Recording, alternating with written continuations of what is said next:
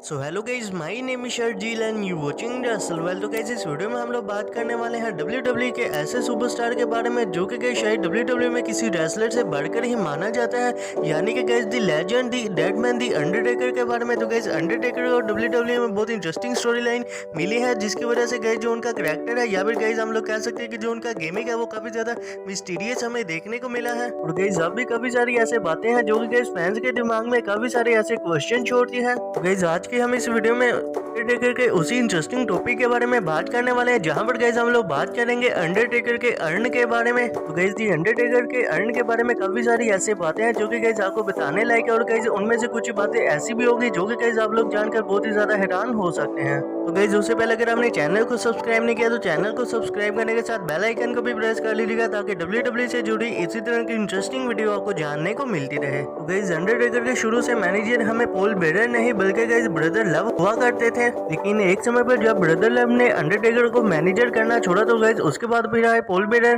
Guys फिर तभी से हमारे ये वाली अर्न की कहानी शुरू होती दिखाई दी है। गाइज बचपन में काफी सारे ऐसे लोग हैं जो कि गाइज इस अर्न को बहुत ही अजीब से नाम से पुकारते होंगे। गाइज जब WWE इस अर्न को अंडरटेकर की स्टोरी लाइन में लाई थी तो गाइज WWE ने तब हमें बताया था कि इस अर्न के अंदर है लोगों की राह, और इससे मिलते हैं अंडरटेकर को बहुत ही ज्यादा पावर। और गाइज एक मोमेंट पर ये जो अंडरटेकर का अर्न है वो खोल भी दिया गया था, और गाइज तब ये अंडरटेकर का मैच हुआ था हल्क होगन के साथ। और गाइज उसके बाद फिर अंडरटेकर के अर्न से हमें देखने को मिली थी राह। तो गाइज WWE ने इस वाले अर्न की जो स्टोरी लाइन वो बहुत ही अजीब तरीके से अंडरटेकर के साथ चलाई थी। और गाइज एक मोमेंट में तो हमें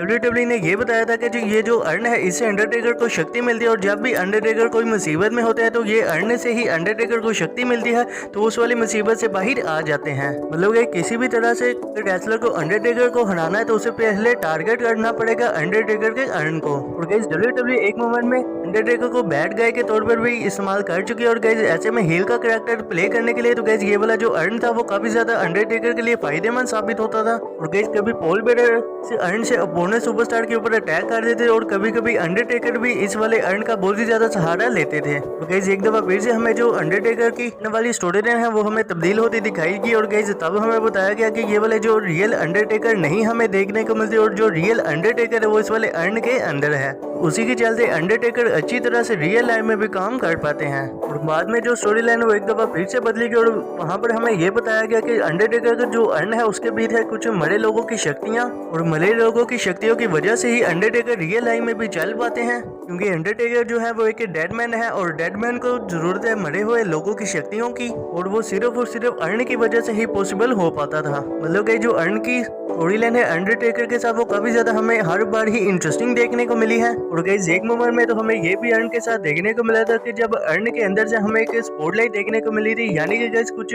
सुपर नेचुरल पावर के तौर पर भी इस वाले अर्न को दिखाया गया था। और गाइस कुछ टाइम पहले तो हमें ये भी बताया गया था कि जो इस वाला अंडरटेकर है, अंडरटेकर के अर्न के अंदर हमें अंडरटेकर के मरे हुए पेरेंट्स की एशेज देखने को मिलती है, यानी कि गाइस उनकी राह देखने को मिलती है। तो गाइस कुछ मोमेंट में तो हमें अंडरटेकर के अर्न की कुछ इस तरह से भी स्टोरी लाइन देखने को मिली कि अंडरटेकर जो है वो उस वाले अर्न के लिए ही अपने अपोनेंट सुपरस्टार के साथ मैच रेसल करते थे, क्योंकि ये जो अपोनेंट सुपरस्टार होता था वो अंडरटेकर के अर्न को चुरा कर ले जाता था। गाइस अंडरटेकर के शुरुआती टाइम से अब तक हम लोग गाइस कह सकते हैं कि जो अंडरटेकर के अर्न के साथ काफी सारे WWE ने एक्सपेरिमेंट भी किए हैं, और जो अंडरटेकर की स्टोरी लाइन में काफी हद तक सक्सेसफुल भी साबित हुए हैं। और दी अंडरटेकर के डेडमैन वाली गेमिंग पर ये अर्न वाली स्टोरी लाइन भी काफी हद तक सूट करती थी। तो गाइस यही थी अंडरटेकर के अर्न के बारे में कुछ बातें जो कि गाइस शायद आप पहले नहीं जानते होंगे। तो गाइस मुझे उम्मीद है कि ये वाली वीडियो आपको बहुत ही ज्यादा इंटरेस्टिंग लगी होगी। तो गाइस इसी के साथ अगर आपको ये वीडियो अच्छी लगी हो तो वीडियो को कर दीजिएगा लाइक, और चैनल को भी कर लीजिएगा सब्सक्राइब, नोटिफिकेशन बेल को भी कर लीजिएगा ऑन, ताकि WWE से जुड़ी इसी तरह की इंटरेस्टिंग बातें और रूमर्स एंड न्यूज जानने को मिलती रहे। तो मिलते हैं फिर नई वीडियो।